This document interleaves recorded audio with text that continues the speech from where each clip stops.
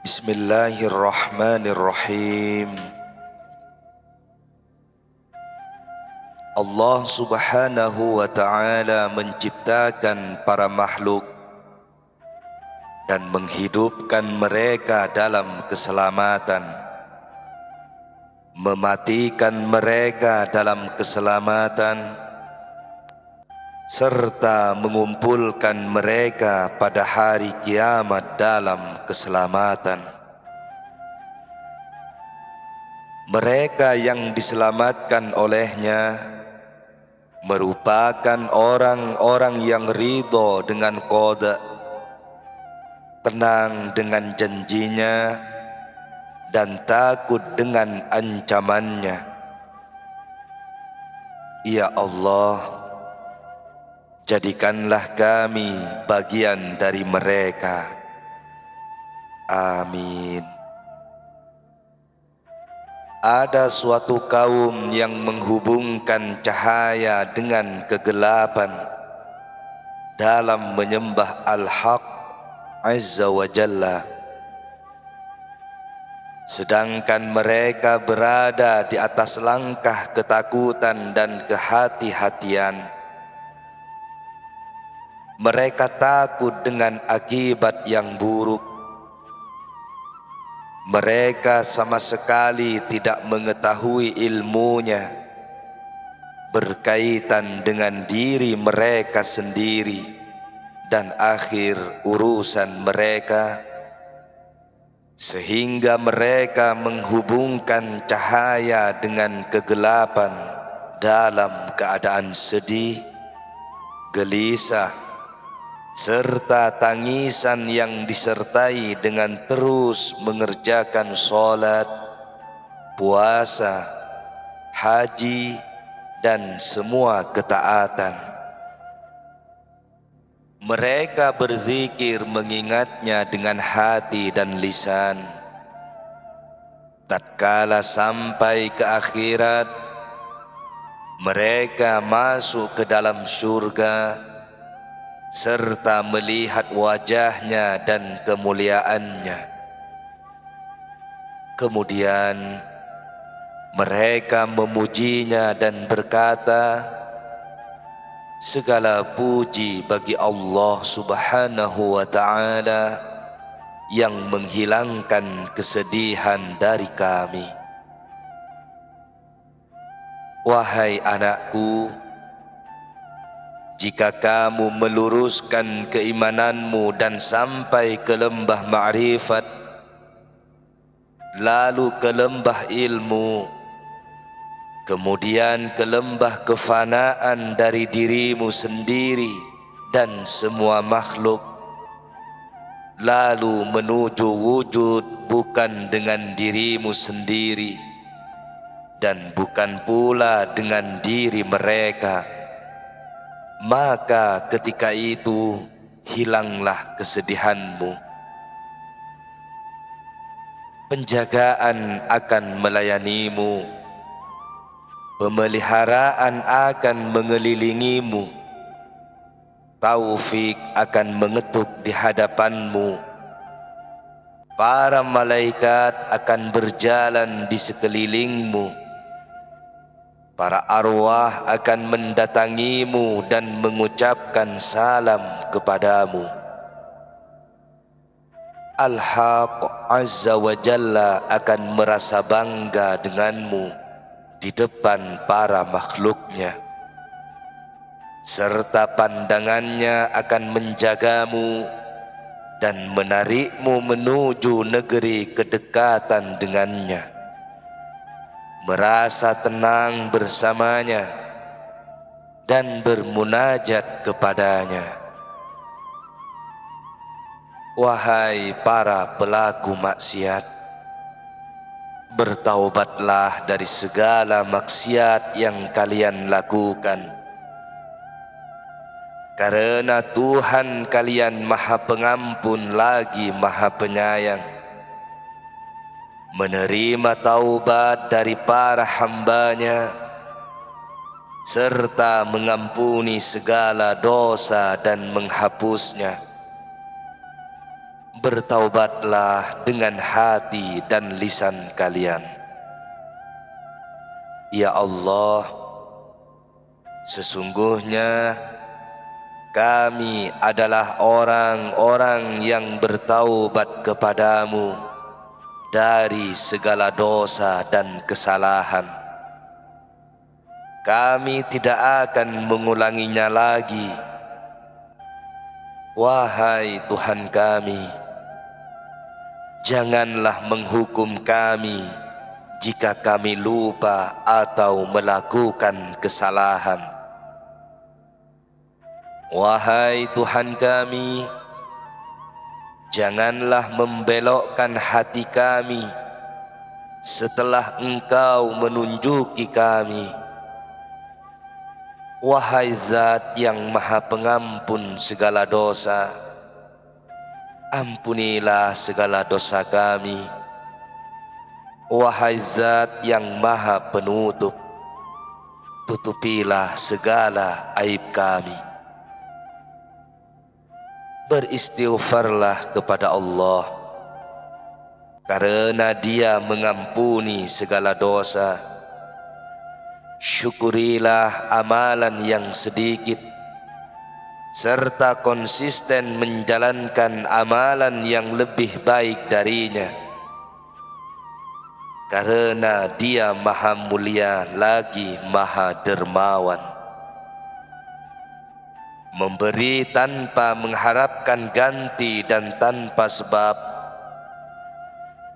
maka bagaimanakah pemberiannya jikalau ada sebabnya? Mendekatlah kepadanya dengan tauhid dan amal soleh, meninggalkan dunia, mengutamakan akhirat, serta meninggalkan segala maksiat dan kesalahan.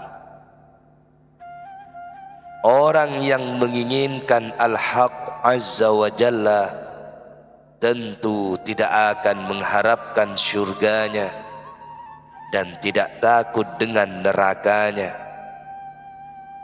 Ia hanya menginginkan ridhonya serta dekat dengannya dan takut jauh darinya.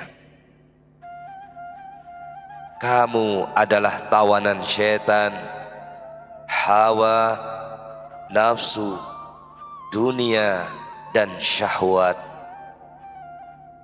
Kamu tidak memiliki kebaikan sedikit pun. Di kaki hatimu ada rantai.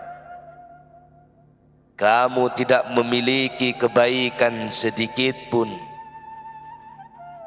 Ya Allah, bebaskanlah dirinya dari penawanannya dan bebaskan kami, serta pakaikanlah kami secerabut rahasia-rahasiamu.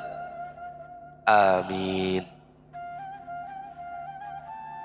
Kalian harus menjaga salat 5 waktu tepat pada waktunya dan menjaga seluruh batasan syariat.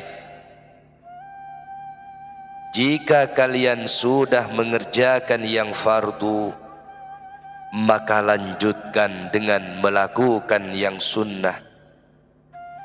Kalian harus mengambil azimah atau lawan rukhsah atau keringanan dan berpaling dari rukhsah. Barang siapa yang terus-menerus mengambil rukhsah serta meninggalkan azimah, maka dikhawatirkan agamanya berada di ambang kehancuran. Azimah itu miliki para lelaki untuk mengendarai sesuatu yang paling bahaya dan sulit. Sedangkan rukhsah biasanya ditujukan untuk anak-anak dan para wanita, karena rukhsah itu berfungsi untuk memberi kemudahan. Wahai anakku, kamu harus berada di shaf pertama, karena shaf tersebut merupakan barisan para laki yang berani. Jauhilah shaf terakhir, karena shaf itu merupakan shafnya orang-orang pengecut. Manfaatkanlah nafsumu dan biasakan nafsu tersebut untuk mengambil azimah, karena beban yang kamu berikan pasti mampu dipikulnya. Janganlah menjauhkan tongkatmu darinya, karena ia sedang tidur, dan mencampakkan beban-beban itu darinya.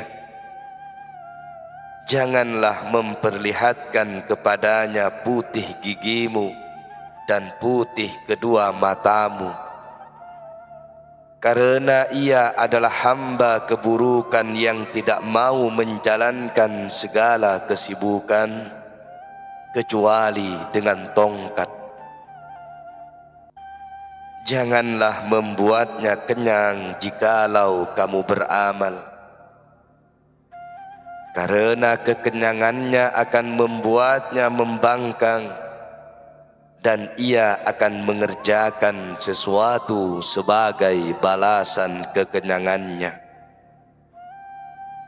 Sufyan Ats-Tsauri adalah orang yang banyak melakukan ketaatan dan sering kenyang perutnya.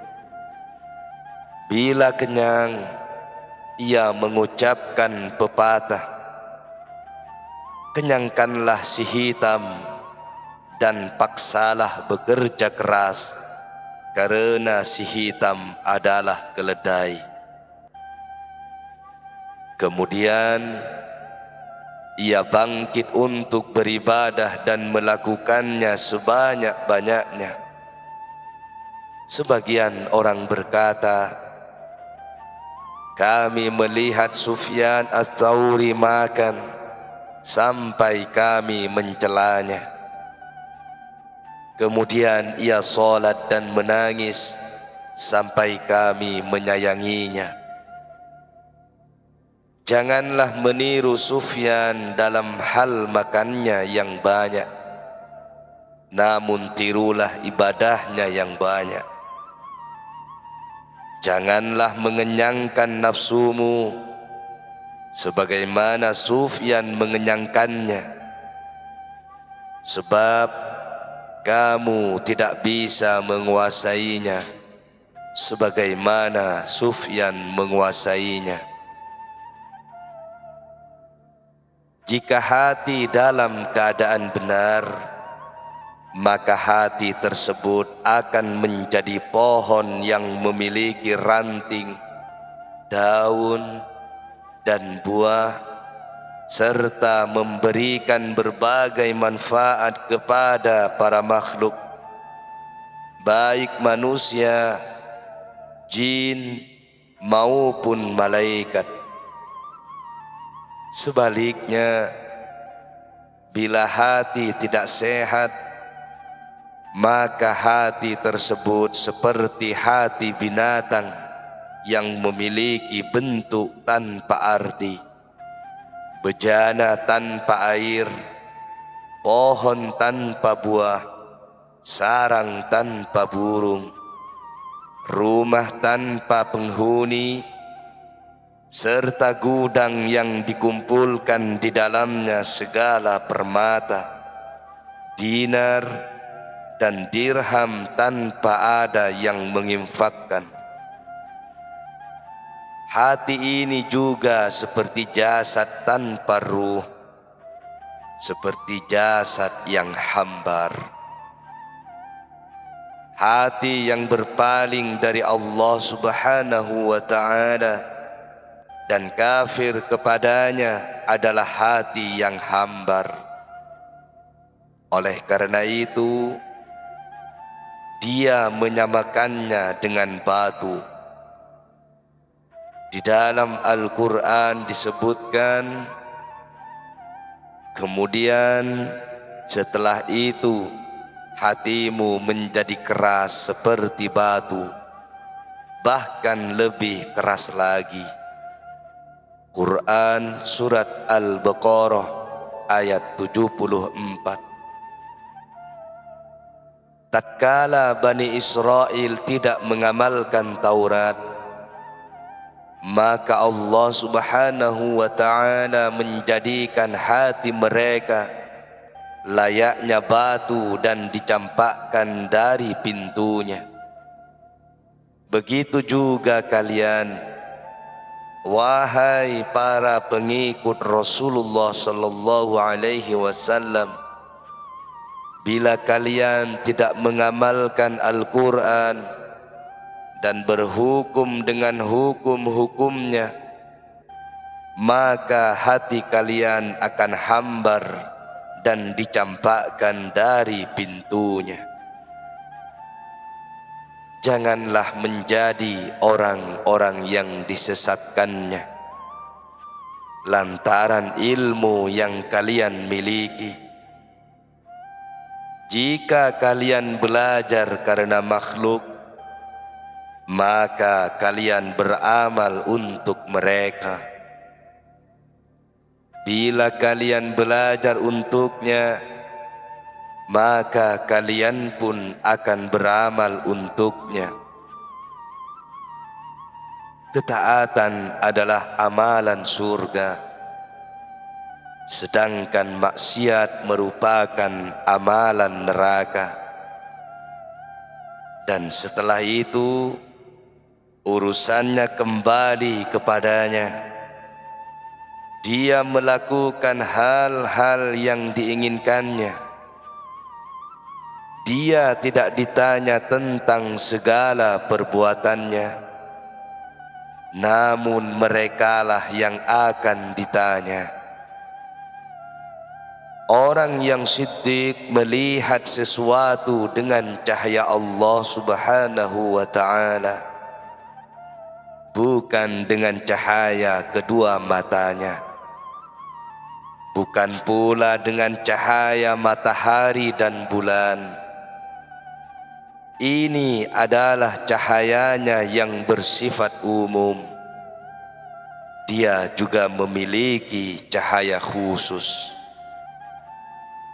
Ya Allah, karuniakanlah kami akan kelembutan-Mu, ilmu-Mu, kedekatan dengan-Mu. Berikanlah kami kebaikan di dunia dan akhirat, serta jagalah kami dari azab neraka.